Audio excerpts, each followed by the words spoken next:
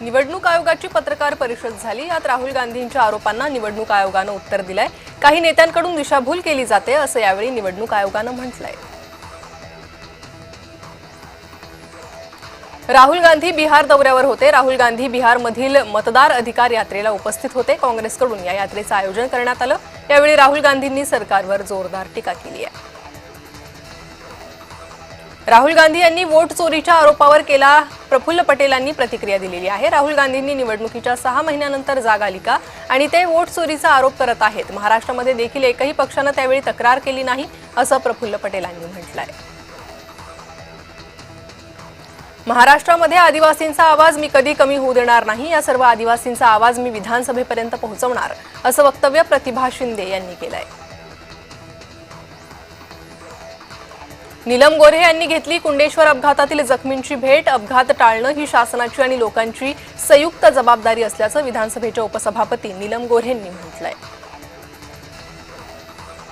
महापालिका निवडणुकीच्या पार्श्वभूमीवर ठाण्यात राजकीय हालचालींना वेग आलाय। आमदार जितेंद्र आव्हाड यांच्या कळवा मुंब्रा मतदारसंघात पुन्हा एकदा मोठा धक्का बसलाय। कळवा येथील असंख्य कार्यकर्त्यांनी ज्येष्ठ माजी नगरसेवक मिलिंद पाटील यांच्या माध्यमातून शिवसेनेत जम्बो प्रवेश केलाय। अकोल्यात जितेंद्र आव्हाडांनी मनुस्मृती जाळली। शरद पवार राष्ट्रवादी गटाचे नेते जितेंद्र आव्हाड यांनी मनुस्मृती दहन केली आहे। अकोल्यात शरद पवार गटाची मंडल यात्रा दाखल झाली। या दरम्यान जितेंद्र आव्हाडांनी मंडल यात्रा स्टेजवर मनुस्मृती जाळली आहे। यावेळी माजी राज्यमंत्री गुलाबराव गावंडे देखील उपस्थित होते। कोल्हापूर मुंबई उच्च न्यायालयाच्या बेंचचं उद्घाटन झालं। या सर्किट बेंचच्या उद्घाटनासाठी भारताचे सरन्यायाधीश भूषण गवई, राज्याचे मुख्यमंत्री आणि दोन्ही उपमुख्यमंत्री उपस्थित होते। या सर्किट बेंचचं कामकाज 18 ऑगस्ट पासून सुरू होणार आहे। ऐतिहासिक इमारतीत न्यायदानाचं काम होणार। महाविकास आघाडी आणि विविध सामाजिक संघटनांच्या वतीनं 19 ऑगस्ट रोजी जिल्हा निवडणूक अधिकारी तथा जिल्हाधिकारी कार्यालयावर भव्य धडक मोर्चा काढण्यात येणार आहे। त्याकडे संपूर्ण जिल्ह्याचं लक्ष लागलंय। कोण राणे कोणते शिवसैनिक असं म्हणत अंबादास दानवेंनी नारायण राणेंवर टीका केली आहे। हे अमित शहा मोदी यांचे गुलाम आहेत अशी टीकाही त्यांनी केली आहे। लाडकी बहीण नंतर लाडकी सुनबाई योजना येईल असं सांगण्यात येतं। या चर्चांवर उपमुख्यमंत्री अजित पवारांनी उत्तर दिलंय। असा कुठलाही निर्णय झाला नाही असं स्पष्टीकरण त्यांनी दिलंय। प्रतिभा शिंदे आदिवासीच्या प्रश्नासाठी लढल्या आहेत। प्रतिभा शिंदे यांचा मोठा हातभार गोदा पाण्याचा प्रश्न सोडवण्यासाठी लाभणार आहे अशी प्रतिक्रिया मंत्री छगन भुजबळांनी दिली आहे। प्रतिभा शिंदे यांनी इतके वर्ष आदिवासींच्या विकासासाठी संघर्ष केलाय। सातपुडा पर्वतरांगेतील आदिवासी मागासवर्गीय यांच्या न्याय हक्कासाठी गेल्या 25 वर्षांपासून प्रतिभा शिंदे लढा देत असल्याचं उपमुख्यमंत्री अजित पवारांनी म्हटलंय। मी नाशिकचा पालकमंत्री नाही, अजून व्हायचंय असं वक्तव्य मंत्री गिरीश महाजनांनी केलंय। पालकमंत्री पदाबाबत माझी कुठेही रस्सीखेच नाही असं स्पष्टीकरणही त्यांनी दिलंय। केशव उपाध्यायांनी संजय राऊतांवर जहरी टीका केली आहे। संजय राऊत उबाठा फडातला नाचा आहे।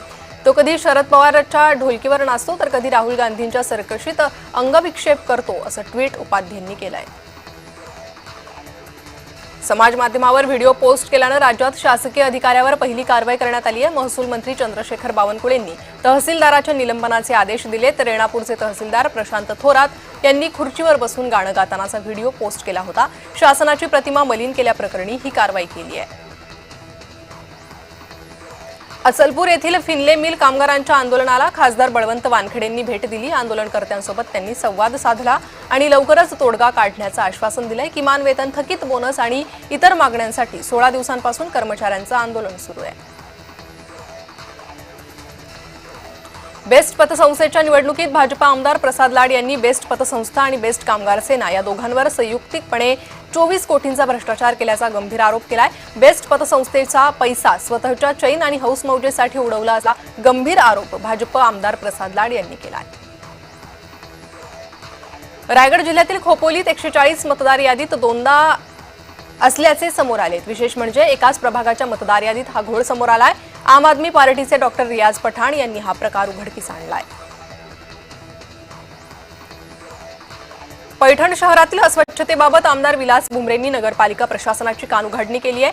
शहरातील स्वच्छतेचा प्रश्न गंभीर बनलाय। नागरिकांकडून सातत्याने तक्रारी केल्या जात आहेत। याची गंभीर दखल घेत भुमरेंनी अधिकाऱ्यांना फैलावर घेत जाब विचारलाय। रात गई बात गई, पुढची इनिंग जोरदार असेल। मंत्री माणिकराव कोकाटेंनी हे वक्तव्य केलंय। होऊन गेलेल्या गोष्टींबाबत बोलून अर्थ नाही, टीकांबद्दल बोलताना कोकाटेंनी हे वक्तव्य केलंय।